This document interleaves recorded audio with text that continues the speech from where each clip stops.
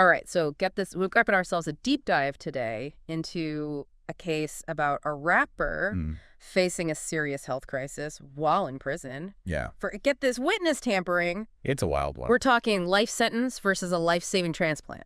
Yeah, this is going to be good. This is going to be really interesting. Really interesting case study because it digs into this question of how we balance justice and mercy when you're dealing with inmates who have serious medical conditions. Yeah, and it's not always as clear-cut as it seems. Not at all. So you've brought us legal document from the trial of Charles Salley. That's right. Who goes by Dark Low. He's a Philadelphia rapper, part of this group OBH. Yes. Which stands for, get this, Original Block Hustlaz. Catchy. I know. I know. Now he's serving 7.5 years for witness tampering. That's right. And what's wild is this all went down while he was already battling some pretty intense health problems. Absolutely. And the witness tampering charge is nothing to sneeze at. Right. This is not like a parking ticket. This goes to the core of how our justice system functions. Okay, so walk us through, what exactly did Salley do? So picture this. You've got a witness who's about to testify against Salley's associates in this big drug trafficking case back in 2019. Okay. Days before the trial, this witness receives a letter. Uh-oh. And it's not a love letter. Right. It's from Salley, straight up threatening violence against him. Uh-huh. And Dia's girlfriend if he dares to say anything on the stand. Wow.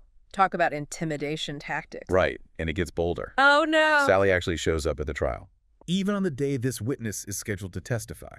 So he's like really doubling down on the intimidation. Exactly. It's like he wanted his presence to be known to send a message. And unsurprisingly, that same day, Salley's arrested at his home in Delaware. So this wasn't an impulsive thing. He was really playing the long game. Oh, absolutely. Even attending the trial where his associates were eventually found guilty and sentenced. And that's an important point to remember. This wasn't some minor case. Right. His associates were hit with significant sentences, which really emphasizes the gravity of what Salley was involved in. Okay, so 7.5 years for Salley plus a $10,000 fine. That's right. Did the judge consider his background as a rapper at all? He did. And there's this really interesting bit in the judge's notes where he calls Salley an accomplished musician. It's like this flicker of humanity in the middle of this very serious legal battle. Yeah. A reminder that there's more to Salley than just this one act. It's true. Everyone has layers, right? Right. So how do these health issues that you mentioned factor into all of this? And this is all before the pandemic even hit. Right. So even before this trial goes down, Salley's dealing with hypertension, a history of heart attacks and strokes. Wow. Already a lot on his plate. A lot. And then he's diagnosed with end-stage renal disease. Yeah, we're talking complete kidney failure. Oh, wow. He needed a transplant. And while he eventually did receive one, his body rejected it. Oh, man. So he's fighting for his life while navigating this legal battle. It's a lot. That's rough. And then comes the pandemic. Right. Remember those pre-trial motions we talked about? Yeah. With COVID-19 hitting, Salley's lawyers argue that prison, especially given his health, is basically a death sentence. Right. They're pushing for his release. Right. And get this, the judge agrees to home confinement while he waits trial. So even while facing these serious charges, the judge understood the very real threat of COVID. Right. Especially for someone with an already compromised immune system. Absolutely. He was under strict supervision, but at least he's in a safer environment, likely able to receive better care at home. Right. Yeah. So did he manage to stay out of trouble during this time? Mostly. Yeah. But there was this one incident, a trip to a department store documented on Instagram. Oh, really? Oh. A little violation of his confinement, wouldn't you say? Yeah. Classic social media slip-up. Right. Always watching. They're always watching. Okay, so eventually he has to report to prison to start his sentence? He does. Did his health impact where he was sent? Absolutely. The judge actually made a specific recommendation to the Bureau of Prisons, wanting to ensure that Salley went to a facility that was equipped to handle his very specific needs. Okay. He even mentioned mental health evaluations and treatment, suggesting there might be even more to this than just his physical health. Wow. So it makes you think about the full picture. Right. Not just a prison with doctors, but, you know, the right kind of specialists to really address his specific needs. Exactly. And they followed through, sending Salley to FMC Devens in Massachusetts, a federal medical center. Oh, okay. Yeah. So FMC Devens, that sounds promising. What's the care like there? So this isn't some dingy prison infirmary. Okay. They have both outpatient and inpatient services, 24/7 care, a whole health services department. It's even considered an administrative security federal medical center, which I imagine means it's a step up when it comes to healthcare in the prison system. Right. Yeah. So Sally's in a facility specifically chosen for its medical capabilities. You'd think that's the end of it, right? Not quite. Remember, we're talking about a guy who doesn't back down easily. Right. Here's where it gets interesting. 6 weeks after arriving at FMC Devens, Salley files a motion for compassionate release. 6 weeks. Yeah. That's quick. It is quick. Even for someone with his health issues. What was his reasoning there? It does seem like a very short time to give the facility a chance, right? Right. But think about if, from his perspective, this is someone who has been battling these really serious health problems for a while now. He's in a new, unfamiliar environment. He's probably feeling very vulnerable, maybe even a little desperate. Yeah, it makes sense. Yeah. So what happens with this compassionate release request? The judge really digs into Sally's medical records. And Right. I mean, we are talking about end-stage renal disease, a history of heart attack and strokes, uncontrolled diabetes, hypertension. I mean, the list goes on. Yeah, at that point, it sounds like a textbook case for compassionate release, right? You'd think so. Yeah. And here's the kicker.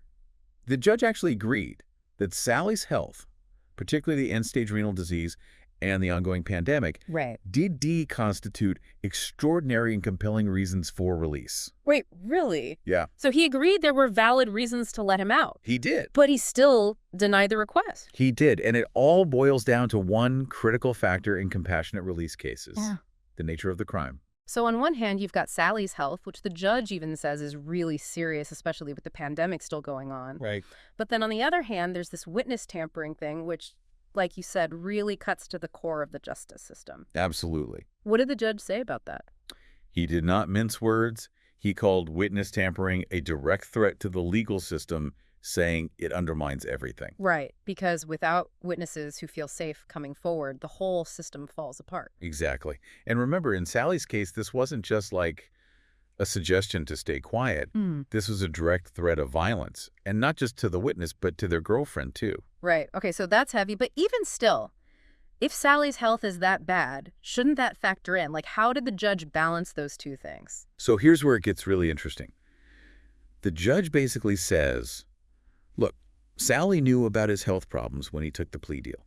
He went into it knowing what the possible sentence could be, knowing that his health was a factor. So he can't really play the I didn't know card. Exactly. And the judge even points out that he already gave Salley a break with the whole home confinement thing before the trial, even making that recommendation to the Bureau of Prisons to make sure that Salley got the care that he needed at FMC Devens. Right, so he's basically saying, I've considered your health at every step. I even went above and beyond to send you to a facility that was equipped for this. I'm not just ignoring it. Exactly, and that's a crucial point. It shows that he's not heartless. He's weighing everything, upholding the law, deterring future crime, Yeah. and, yeah, Sally's health, too. Okay, so first request denied. Is that the end of it? Not for Darklow. A year later, he files a second compassionate release request. This guy does not give up. What's the basis for this one? Things must have been really bad. They were all the same problems, the kidney failure especially. And this time he's arguing that the prison isn't doing enough to get him the transplant that he needs. Wow, and remember the first one failed. Exactly. That's scary, needing a transplant like that, especially in prison. You're really at the mercy of the system. Absolutely. But here's the thing. The judge acknowledges how serious it is, saying that, yeah, Salley needs this transplant. Big UT. There's always a but. Always. He points out that Salley hasn't actually tried everything within the prison system to address this. He hasn't filed grievances, he hasn't made these formal medical requests, that kind of thing. So even in what seems like an emergency situation, there's still protocol. It seems that way, and it raises this bigger question about an inmate's rights. I mean, they have a right to health care, sure, but navigating that system, especially in prison, can't be easy. It makes you think about the power dynamics in play there. Advocating for yourself is hard enough on the outside, let alone when you're in prison. Absolutely, and this is something that comes up time and time again, healthcare in the prison system. Is it really designed for timely, effective care? Or is it, sometimes creating more hurdles for people who are already in a tough spot? Right, so where does this leave Salley? So the judge denies the second request, and this is key, he denies it without prejudice. meaning He can try again. exactly. The door's open, especially if his health gets worse, or he can prove that he's tried every other option. So it's a waiting game. This whole thing, it really puts a spotlight on the impossible choices that judges have to make. It really does. Legal accountability, medical ethics, the rights of prisoners all tangled together, especially during a pandemic. There are no easy answers. Not at all. It's easy to judge from the outside, but cases like this, they really make you think. If you were the judge, how would you weigh Sally's case? It's a question worth pondering, and we'd love to hear your thoughts. This has been The Deep Dive. We'll keep digging into the stories that make you think. Until next time.